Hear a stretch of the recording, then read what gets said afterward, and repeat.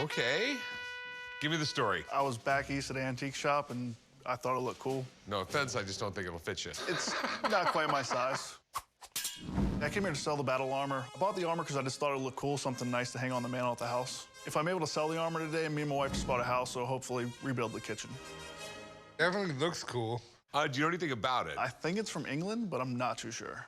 The crown looks English. It looks real similar to like when they changed the guards at Buckingham Palace. And I'm imagining it's sometime in the 20th century because this is like leather right here, and this would have rotted out by now if it was really old. Looks like it has dragon scales right here. It's pretty awesome. No, they're not dragon scales. They're metal. Oh. So, like, who would wear this thing, though? The guy who would wear this was probably in the military. With that hat, I'm imagining an officer. Basically, guys back in the day really needed armor in battle. And then it came up with guns, and that stuff really didn't do any good anymore. By the time the 17th century rolled around, guns were getting more and more powerful, and the armor had to be so thick to protect you from gunfire that it was really heavy, and it just became impractical. So it became really ceremonial, especially when it came to, like, the royal stuff. It's just all the pomp and circumstance of Europe.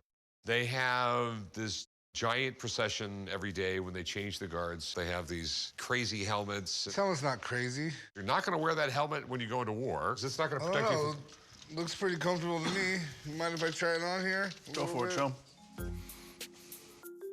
I'm gonna see if you could wear this thing in war, Rick. Well, this guy had a little chin. Hold on, Rick. I gotta take a selfie of this. I think you look fantastic. I'll send this to you. You can post it on the shop's webpage. Please put it back. All right, so what do you want for it? 12 grand. Where the hell did you come up with that number? I mean, it's a nice round number. It's Okay, all right. So you have no idea what it's worth, and neither do I. I am gonna go call a friend of mine. He'll know a lot more than I do, and we'll go from there. I think it's English. It looks beautiful, and you're right, it is English. This is what's known as a Household Cavalry Mounted Regiment officer's cuirass, which is the chest plate and the back plate, and helmet. Antique armor from the British Empire is always highly collectible. These guys, they're called the Queen's Lifeguard. Their only job is to guard the royal residences and the Queen of England. If you've ever been to Buckingham Palace, you see them during the change of the guard. So I can tell this helmet is post-1952 based on the shape of this crown at the top. Collectors would refer to that as a queen's crown because it sort of dips in. If it were a king's crown, it would come up to a point. Elizabeth came to the crown in 1953. The female monarch that preceded Elizabeth II was Victoria, and this is way too modern to be of that era. Is it all original? So here are my concerns with it. These have been replicated in Asia for decades because they have such a tourist appeal. I'd like to take the helmet off. Is that right? Absolutely. I've already checked the helmet out. It fits good. It does. The helmet looks really good. This sort of suede liner is something that the replicators very rarely do. So this helmet absolutely looks legitimate. And then the chest plate and back plate. So this is a leather lining. It's the correct color. And that looks like a serial number for the trooper. Very faintly, it says Lieutenant, which is good because officer stuff is very rare. So yeah, I think this is absolutely authentic, very collectible and iconic. Okay. And we explained to Chum that is not dragon scales. Well, it's designed like dragon scales. Boom!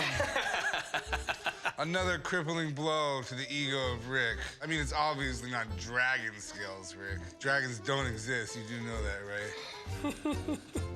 What's it worth? It's worth, I would say, about $7,500. Very cool. Well, thanks, man. You're welcome. Chum? See you later. Dragon scales. Yeah. So what's your best price on it? I mean, he said 7,500. I understand you gotta pay your bills. Could you do 65? No, because that wouldn't pay the bills.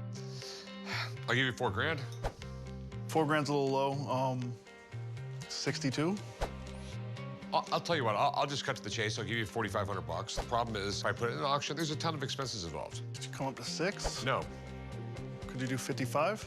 No, 4,500 bucks. Do we have a deal? You got a deal. Sweet. Meet me at the counter.